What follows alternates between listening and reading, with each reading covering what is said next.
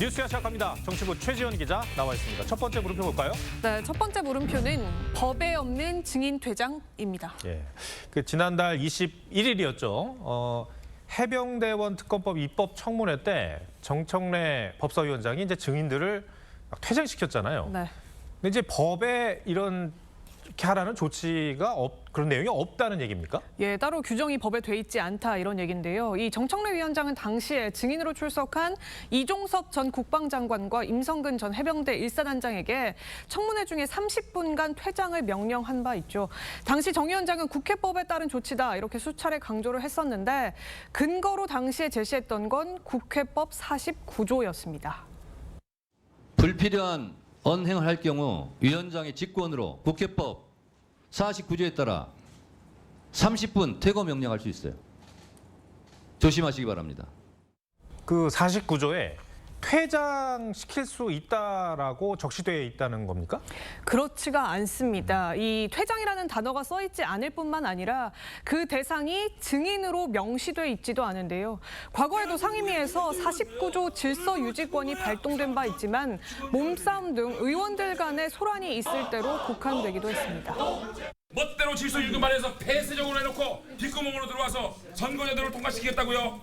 위원장님. 증인 퇴장이 논란이 되자 정청래 위원장은 이틀 뒤에 국회법 145조를 꺼냈는데요. 여기에는 회의장 질서를 어지럽힐 경우 위원장이 경고나 제지를 할 수 있고 불이행 시 발언 금지와 퇴장이 가능하다는 내용이 적혀 있긴 있습니다.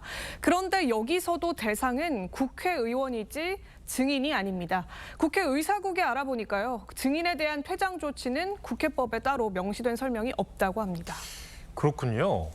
근데 그동안에 정청래 법사위원장은 모든 걸 법대로 한다고 그랬었잖아요. 법사위에서는 뭐라고 합니까? 예, 민주당 법사위 측에서는 위원장 재량으로 질서유지권을 폭넓게 해석할 수 있다 이런 입장입니다.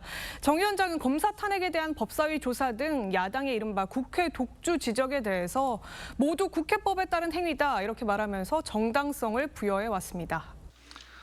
국회도 국회법대로 법과 원칙대로 하겠다는 겁니다.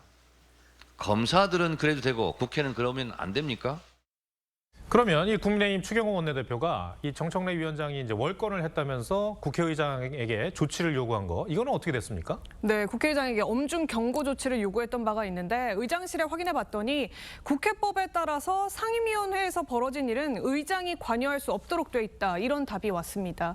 국회법 10조에 국회의장의 직무가 국회를 대표해서 질서 유지 등을 하도록 돼 있는데 위원회에 대한 질서 유지 권한은 위원장에게 있다. 이런 국회법 49조가 별도로 있기 때문에 이에 대해서 의장이 개입하기는 어렵다는 겁니다. 여당에서는 권한 남용과 또 증인 모독 등의 이유로 제소를 했는데 윤리위원회 구성도 본회의 의결이 필요하기 때문에 정기국회가 시작되는 9월에서야 절차가 진행될 걸로 보입니다. 네, 알겠습니다.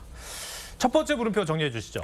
네, 첫 번째 물음표, 법에 없는 증인 퇴장의 느낌표는 법에 있는 대로만으로 하겠습니다.